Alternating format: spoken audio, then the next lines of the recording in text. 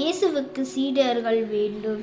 பசி போக்க, பிணி நீக்க, ஆறுதல் அளிக்க, நீதி நிலைநாட்ட, தீண்டாமை நீக்க, ஏற்றத்தாழ்வு அகற்ற, இல்லாமை போக்க, கல்லாமை தீர, ஞானம் புகட்ட இயேசுவுக்கு சீடர்கள் வேண்டும்.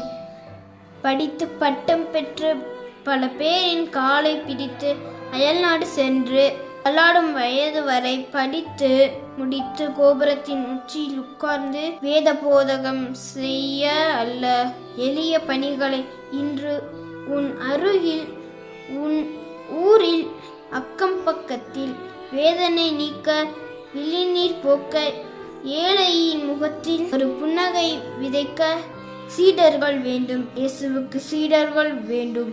ஆமாம், அவசரமாய் வேண்டும். அதுவும் இன்று, இப்போதே.